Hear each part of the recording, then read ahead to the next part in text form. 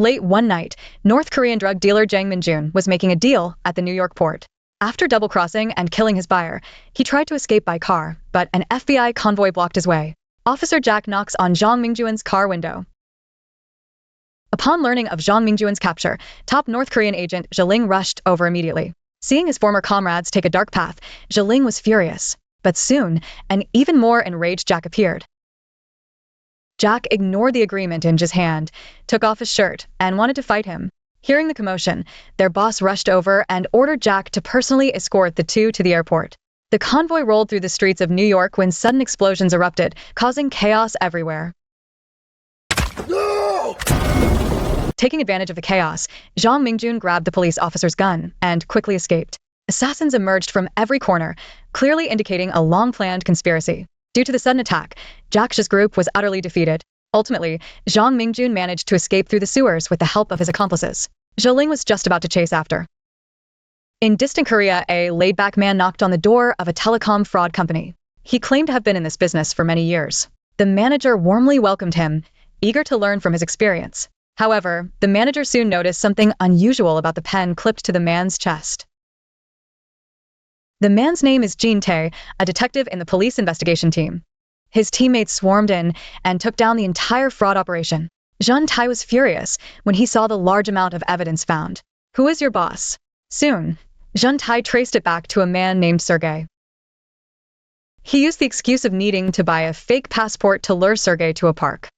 Jin Tae took the lead while his colleagues hid nearby to assist him. Sergey appeared quickly, confidently showing off his business skills to Jin Tae. Unexpectedly, the two suspicious-looking men soon caught the attention of patrolling police officers. They mistook Jin Tae for a pervert suspected of kidnapping women. Seeing the situation about to go awry, Jin Tae had no choice but to reveal his identity. Sergey hurriedly drove away, and Jin Tae swiftly leaped onto the car roof. Sergey fired repeatedly at the roof, and then slammed on the brakes. Jin Tae fell onto the hood. Worried about Jin Tae's safety, his colleagues immediately followed them. Suddenly, Jin Tae noticed a child in the middle of the road and quickly reached into the car to grab the steering wheel. Seeing that Jin Tae was injured, everyone quickly sent him to the hospital. 2 months later, after recovering, Jin Tae was transferred to the network department, where he was tormented by various bizarre cases every day. On the other side, North Korean military officials discovered that after escaping from the streets of New York, Jang Min-jun fled to South Korea. In South Korea, Jang Min-jun owns a large flour factory, illegally profiting up to $1 billion. He spends all his time with the famous chemist Kim Cheol-soo, seemingly plotting something. The higher-ups called Jaling to bring back Jang Min-jun and the entire $1 billion. Jang Min-jun indeed returned to South Korea. He went to his partner Boss Chiao's nightclub, demanding the return of the $1 billion he had previously laundered. Boss Chiao was having a great time in the pool with women on both sides. When he heard Jang Min-jun came to ask for money, he was naturally unhappy. Jang Min-jun slowly walked into the pool and threw a photo of Boss Chiao's daughter in front of him. The search team colleagues found Jin Tae and informed him that Jaling had returned to Korea. 비싼 거겠지. 근데 This time, the mission is to capture a drug dealer. They are now openly recruiting partners. Since the last time Jin Tae worked with him, it almost led to a disaster. Everyone's enthusiasm to sign up is low. Colleagues suggest Jin Tae to try again. Jin Tae knows his wife, Hwa, and will definitely not agree. He declined, saying he needed to think about it first. His colleagues kept trying to persuade him. When Jin Tae brought the news home. 진짜로? I didn't expect the first one to jump out would be my sister-in-law, Min Young. Min Young is a YouTube beauty blogger who has been living with her sister's family for years. Ever since she caught a glimpse of Cheol Ryong in the crowd, she fell in love. Are you here to catch me? Everyone ignores the narcissistic Min Young. Just like Jin Tae thought, Young firmly refuses to let him collaborate with Cheol Ryong again, even threatening him with divorce. Min Young sneaked into her sister and brother-in-law's room because she ran out of pocket money. She knew that Jin Tae had a habit of hiding private money in the room. Unexpectedly, Jin Tae slipped into the room to make a call, and Min Young quickly hid. On the other end of the line, the person in charge, Xiao Shuai, assured Jin Tae that as long as he cooperated with Cheol Ryong again, he would be transferred back to the investigation team. Sister. Jin Tae quickly covered Min Young's mouth and promised her a large hush money. Hearing the noise from the room, Hua Ying walked over from the kitchen. Afraid that Min Young would really betray him, Jin Tae tearfully agreed to pay. Jaling arrived in Korea as scheduled. After meeting with Jin Tae, Jaling skillfully handed over the gun. 총기는 남측 형사가 보관한다. The two decided to go eat first. Before meeting Jaling, Xiao Shuai had a brief meeting with Jin Tae. He didn't believe Jaling was here just to capture the drug dealer Jang Min-jun. He asked Jin Tae to find out the real intention. Xiao Shui placed listening devices on Jun Tai and in his house to monitor their conversations at all times. Just a few bites in, Jin Tai started subtly probing for information. Zhiling looked around and then gestured for Jin Tai to come closer. Zhiling didn't say anything and urged Jin Tai to start working. Back in the car, Zhiling gave Jin Tai 2 photos, one of a lizard tattoo and the other of a new type of flower. The lizard tattoo is a trademark of Zhang Mingjuan's crime syndicate. Jin Tai immediately called the network department. After some online surfing, his colleagues quickly found a spot selling this type of flower. They pretended to be buyers and successfully made contact with the seller. The seller agreed to send them some goods to try. Soon, their colleagues tracked down the final destination of the drug dealer. Jin Tai and Zhiling hurried to the location. A group of men are leisurely eating in the yard. Jin Tai takes out his ID. But the drug dealers saw only 2 people and didn't take them seriously. The leader in red threw a playing card at Jin Tai. This guy, get lost. But how could they know they were up against a top agent? Zhiling, with his bare hands, easily overpowered the minions. Seeing they were no match, the minions angrily pulled out knives. Zhiling then picked up a fly swatter, dipped it in some soup, and his combat power was undeniable. The thugs' knives became mere decorations, and they were quickly beaten into retreat. The man in red, along with his followers, knelt on the ground, begging for mercy. Seeing the flower in Jin Tai's hand, the man in red hurriedly claimed he was just a distributor. Someone wants to open up a market and is placing their products here to help sell them. As expected, Chang Mao and Xiaohe soon arrived with their bags, noticing the scars on Chang Mao's face. Zhiling and Jin Tai reluctantly came out with their guns drawn. Knowing Zhiling is tough to deal with, Chang Mao and Xiaohe prepare to flee. They keep jumping between buildings, with Zhiling in hot pursuit. Eventually, he grabs Xiaohe and they crash onto a car roof, while Chang Mao slips away in the chaos. Jin Tai found a phone and ID in Xiaohe's pocket and secretly took them. Xiaohe was eventually diagnosed with a concussion. The doctor gave him a sedative, and he could only fully wake up the next day. Xiao Shui found an excuse to call away Jin Tai and asked if he had gotten more information from Zhiling. Jin Tai put his hand into his pocket. Are you crazy? Do you want to see my wife kill me? Speak of the devil. Hua Ying is calling. She scolded Jin Tai harshly over the phone. It turns out that Jin Tai and Zhiling had beaten up drug dealers at the flour mill. Huang found out they were together again and angrily demanded they return to see her immediately. As soon as they saw Huang, the guilty pair immediately knelt down to apologize. Seeing this, Minyoung quickly defended Chiol Ryong, and their daughter also comforted her mother. With their soothing words, Wayang gradually calmed down. After all, a man should be as handsome as Chiol Ryong. Since they were so sincere in their apology, Wayang decided not to pursue the matter further. They had a pleasant dinner. After dinner, Jin Tai called Zhiling to the balcony for a drink. Jin Tai continued to probe, asking why Zhang Mingjun came to Korea. Jin Tai denied everything and made an excuse to go buy more alcohol, then slipped away. Faced with such a rare opportunity, Minyoung immediately ran over. Her heart fluttering, she boldly confessed her love to Chiol Ryong, who was so startled that he grabbed his clothes and quickly fled. Worried, Minyoung picked up the beer on the table to drown her sorrows, but this setback couldn't defeat her. The next day, Minyoung carefully prepared a table full of dishes and even fed Chiol Ryong enthusiastically. Wayang and Jin-tae were covered in goosebumps watching this. News came from the hospital that the comatose Xiao He finally woke up. Zhiling and Jin Tai hurried over, but were stopped at the ward's door. They pushed the man blocking the door aside and found someone was already there. How could Zhiling just hand over Xiao He like that? They started bringing up old issues, blaming each other for losing Zhang Mingjun last time. Jin Tai tried to mediate, but Jack went all out, launching personal attacks on him. Just then, Xiao Shui walked in from outside and called Jin Tai out for a meal. The FBI arrived so suddenly, Xiao Shui is convinced that this case is definitely not simple. Jin Tai asked if any information was found in Xiao He's belongings. Jin Tai suddenly thought of Sergei. During the last meeting, Sergei confidently claimed he could create a holographic passport. It seems he must have a connection with Zhang Mingjun. Jin Tai found Zhiling and suggested they be honest with each other. They couldn't let Jack, who came later, take the credit. Only then did Zhiling reveal some valuable information. The two decided to start by investigating the raw materials. They quickly discovered that a batch of phenylacetonitril had recently been stolen. It said that phenylacetonitril can be used to make meth. They swiftly tracked the stolen truck and found it had just left Yongin that morning. The two grabbed a drone and called for backup from Wuda to chase after it. Meanwhile, Jack kept interrogating Xiao He, who was lying on the hospital bed, but Xiao He was uncooperative. When Jack stepped out to take a call, Xiao He used a pin to unlock the handcuffs and quietly escaped from the hospital. But what he didn't know was that the pin was intentionally left for him by Jack. They let Xiaohei escape from the hospital and even thoughtfully prepared a getaway car for him. After that, Jack and his team followed Xiaohei, using him as a human GPS. Wu used a drone to scout over Yongin and quickly found the truck outside a factory. The three of them immediately headed there. Zhiling and Zhen Tai grabbed their pistols, ready to fight as they got out of the car. They quietly entered the factory, unaware that Zhang Mingjun was watching their every move through the surveillance cameras. Using the truck as bait, he has mastered the art of luring the enemy into a trap. Xiaohei arrived just in time, and they both quickly hid. The phone on the table rang, right on schedule. Xiaohei understood Zhang Mingjun's intentions. At this moment, Jack, who had been following Xiaohei, also arrived with his men. Xiaohei picked up the remote control on the table, which was connected to bombs all over the factory. Without a moment's hesitation, Xiaohei pressed it firmly. The factory was instantly engulfed in flames. At 8 hours 40 minutes and 23 seconds, the factory was engulfed in flames. Zhang Mingjun, who was not far away, saw this and left satisfied. Fortunately, the three people were not in any life-threatening danger. After being betrayed twice during their collaborations, Jack is convinced that Zhiling is a spy. He immediately punches Zhiling, and they start fighting until others pull them apart. Acting crazy on someone else's turf, really? Follow me, follow me. They went to a small tavern. Jack's team has been completely wiped out, and Zhiling's clues are all gone. Jin Tai emphasized that they must now unite and cooperate. Any news should be shared. Zhiling seemed convinced, and took out a photo. The photo shows Zhiling and Zhang Mingjun in military uniforms. Both of them were part of the African dispatch troops. This explains why his subordinates are not only fierce, but also extremely loyal.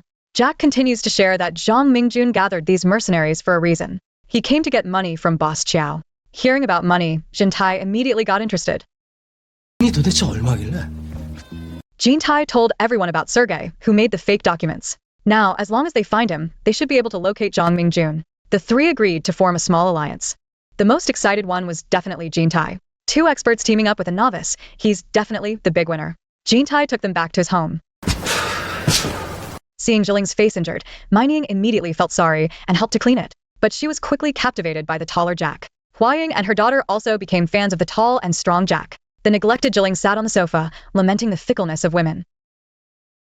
Jack suggested taking a shower first, and the women enthusiastically led him to the bathroom. Jack quickly discovered a listening device in the bathroom. He turned on the shower and, under the cover of the water noise, called his boss. Run that South Korean detective, though. At the same time, Zhiling used a radio to interfere with the signal in the house. After ensuring safety, report the progress to the higher-ups. After learning that the Russian model Natasha is Sergei's girlfriend, the three decide to use her as a breakthrough point. They set up a telescope aimed at Natasha's living room, planning to install a bug when she went out. But Natasha spent the whole day wandering around the living room, exhausting their patience. In the evening, Min Young came over to bring dinner for the three. Just as they were enjoying their meal, Natasha suddenly closed the door and left. Zhen Tai volunteered to go and install it himself. Finally, Min Young and Chiel Ryang pretended to be a couple to follow Natasha. They successfully followed her into a convenience store. When they saw Natasha buying 2 dinners and a razor, Zhiling realized something was wrong. As expected, Sergei had been at Natasha's house all along. During the day, he stayed in his bedroom and didn't come out. Jack, who was watching through the telescope, saw Sergei coming out of the bedroom and loudly warned Zhen Tai to be careful, but it was too late. Zhen Tai handcuffed Sergei and took him back to the police station. Seeing Sergei's reluctance, Zhen Tai decided to put on a show for him. He pretended to send Sergei to a Siberian prison and even faked a call to the warden. When he learned that the other party had arrived, Sergei was visibly nervous. Zhiling doesn't understand Zhen Tai's actions and asks why he involved Russia.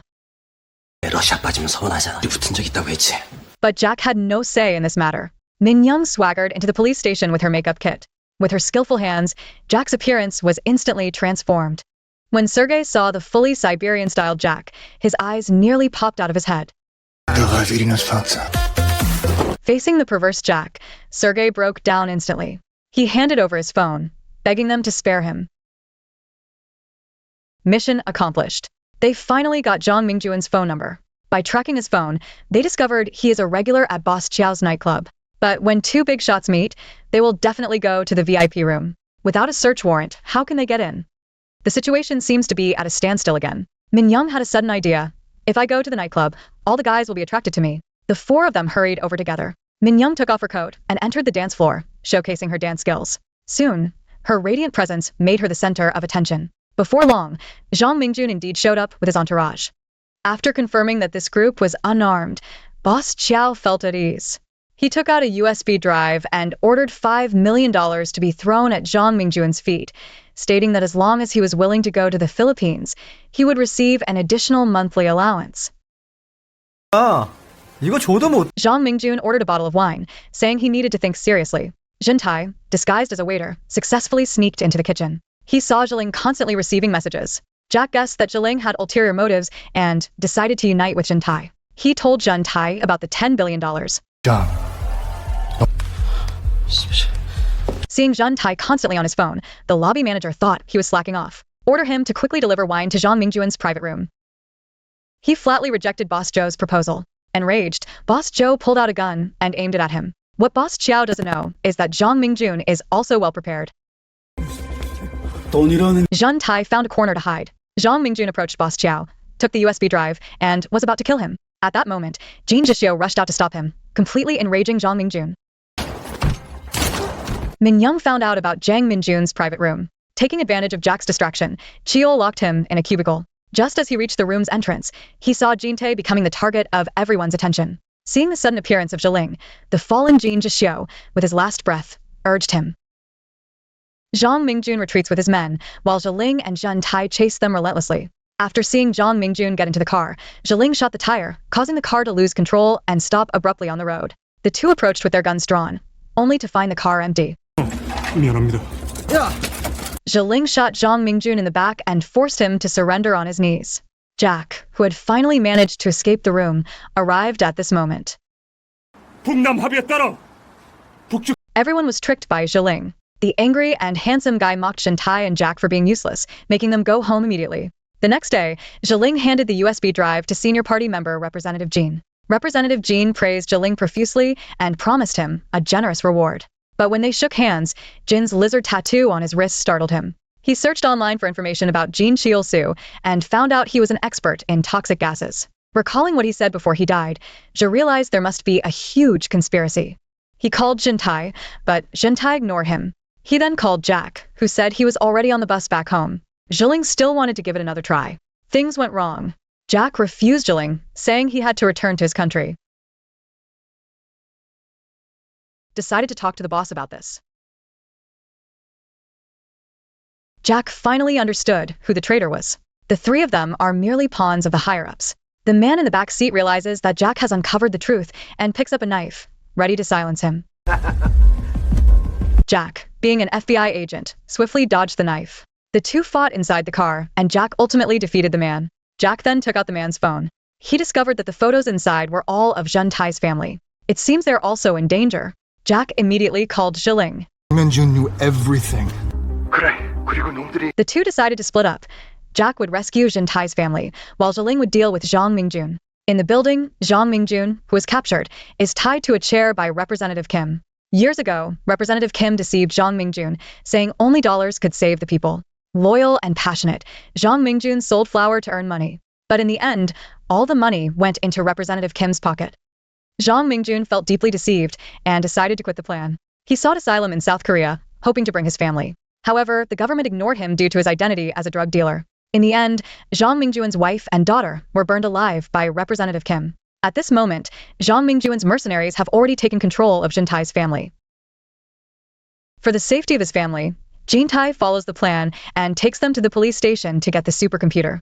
Jack didn't alert anyone. He hung on a safety rope outside Jintai's window. Soon, Min Young saw him and smartly began to cooperate with Jack. Let's eat first. Can you still eat? Everyone was baffled by Min Young's actions, but that was exactly her plan. Jack managed to sneak into the room amidst the chaos. After a fierce fight, the women were finally rescued. When Mr. Kim inserted the USB drive to start the transfer, the mercenary with the supercomputer immediately hacked into his account. Realizing he was being played, Mr. Kim grabbed a gun to kill Zhang Mingjun. Suddenly, two men with machine guns descended from above and started shooting through the glass wall into the room. After escaping, Zhang Mingjun retrieved the USB drive.